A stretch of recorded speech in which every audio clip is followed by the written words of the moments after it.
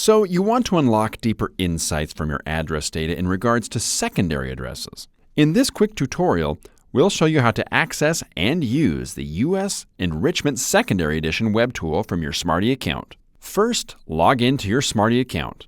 Once you get to your dashboard, you'll see all the subscriptions you can access.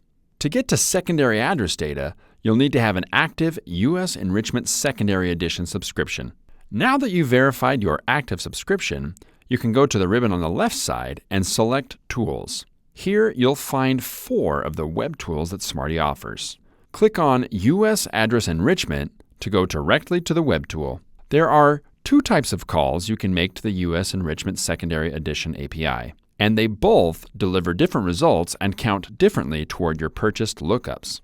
The secondary count dataset will give you a single count of secondary addresses associated with the given address. Clicking Submit when this is selected counts as one lookup. The secondary dataset will list the full address for all secondary addresses associated with the primary address. Clicking Submit when this is selected counts as one lookup for each secondary address returned. For my example, I'll use secondary count and then smash my head on the keyboard to get an address. Once I hit Submit, I can view the number of secondary units that are at this address. That's all. Bye.